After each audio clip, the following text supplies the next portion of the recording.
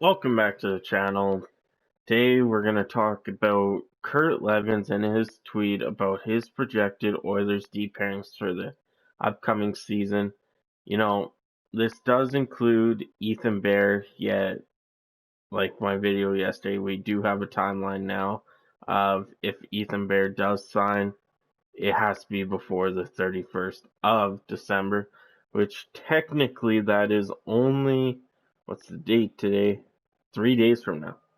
He has 3 days from now to be in Edmonton for training camp because everyone in Edmonton, Ken Holland wants them to be there by the 31st.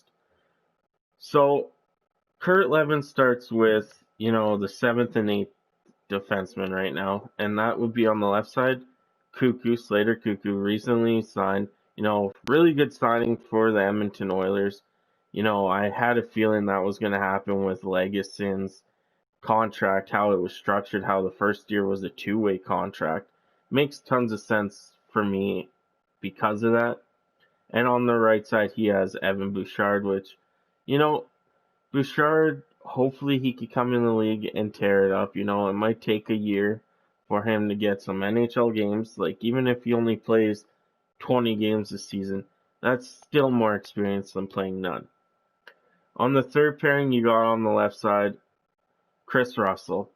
Well, that's a given. Chris Russell isn't that top four defenseman as he was when he was younger. He's that shutdown guy that plays decent hockey. Everyone criticizes him for his mistakes because when he makes a mistake, it's noticeable. No one sees the little things that Chris Russell does on and off the ice for the Edmonton Oilers. And his penalty kills, better than average for sure. He does make some, dumb plays like sliding on the ice and stuff and they get around him. But you know what? That's just him trying to play defensive, so on and so forth.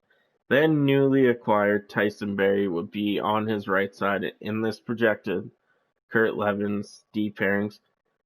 After I read you the pairings, I'm gonna tell you what I think, and there's probably one move I'll do for sure.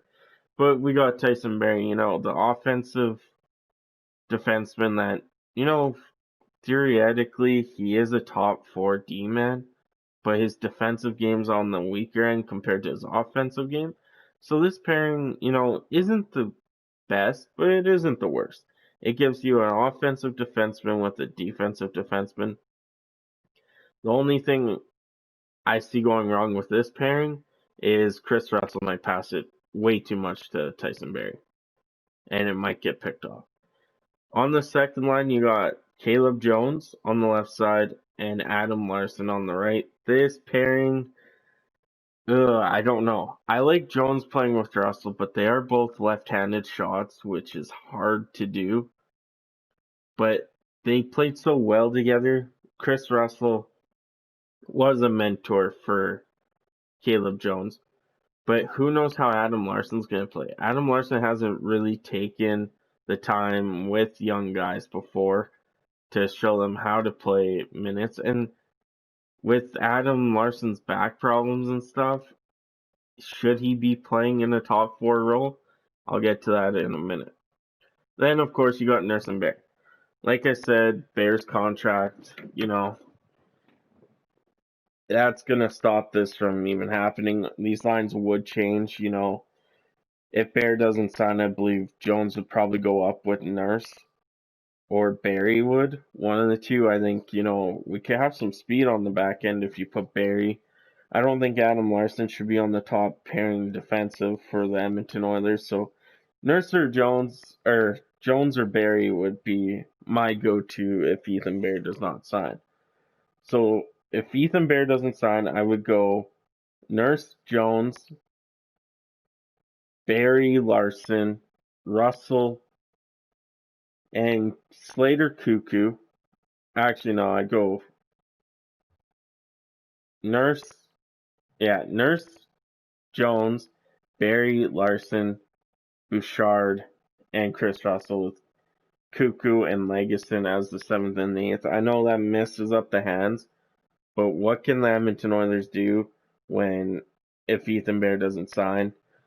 So that's that. Now, if we use Kurt Levin's projected rosters, I would move Barry and Larson. The only reason I move Barry and Larson is Larson's back problems has been causing him some pain and discomfort over the last few seasons. We could tell his hitting's been going down and all that. And, it gives a chance for us to see, okay, can Tyson Barrie play in a top 4 role?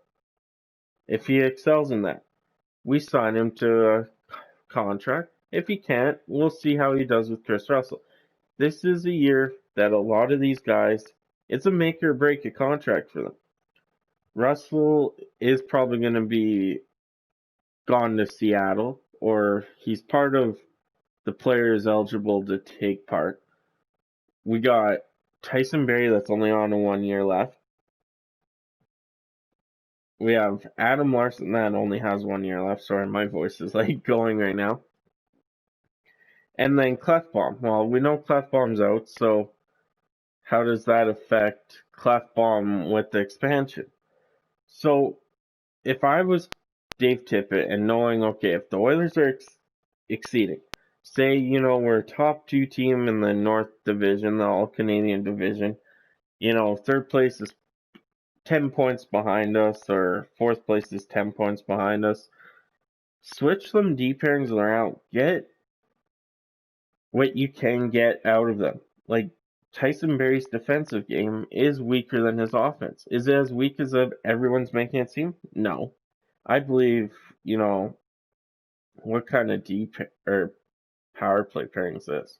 Sorry, I got distracted. They got Chris Russell on this power play unit. But, you know what I mean? We need to get it so we know what we have for the next year too. And I believe in giving guys chances. I believe, give Slater Cuckoo some playing time on the third pairing. Give Tyson Barrie and Jones on the second and first pairing. See what you have. Guys will excel when given the opportunity. It's nature. Everyone excels when given the opportunity. Some more than others, but you always see a change in their game. And that's it for this video. It's just a short video.